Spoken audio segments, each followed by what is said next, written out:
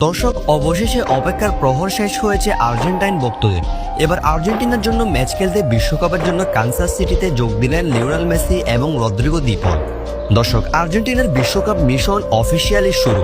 Training সেশনে ব্যস্ত আছেন Julian Alvarez, Cristian Romero, Nicolas Otamendi, Thiago Almada. Lionel Messi, Rodrigo De পলদের আগামীকাল কানসাস সিটিতে দলের সাথে যোগ দেওয়ার কথা থাকলেও তারা একদিন আগে কানসাস সিটিতে পৌঁছেছেন। দর্শক, বিমানে করে যুক্তরাষ্ট্রের কানসাস সিটিতে ইতিমধ্যে ল্যান্ড করেছেন লিওনেল মেসি এবং রদ্রিগো দি পল। বৃহস্পতিবার পর্যন্ত আর্জেন্টিনা জাতীয় ফুটবল দল কানসাস সিটিতে অনুশীলন চালিয়ে যাবে এবং এরপর হন্ডুরাসের বিপক্ষে একটা প্রীতি ম্যাচ খেলবে আলবিসেলেস্তারা। এরপর আইসল্যান্ডের বিপক্ষে প্রীতি ম্যাচ শেষের পর অফিসিয়ালি বিশ্বকাপের প্রথম ম্যাচের জন্য করা অনুশীলন শুরু করবে আর্জেন্টিনা।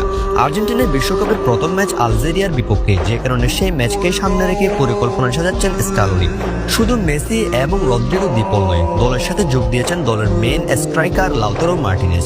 ইতালি থেকে সরাসরি বিমানে করে ফ্লাইটে লাউতারো মার্টিনেজ ল্যান্ড করেছে যুক্তরাষ্ট্রের কানসাস সিটিতে। সেখানে দলের সাথে ক্যাম্পে যোগ দিয়েছেন লাউতারো মার্টিনেজ।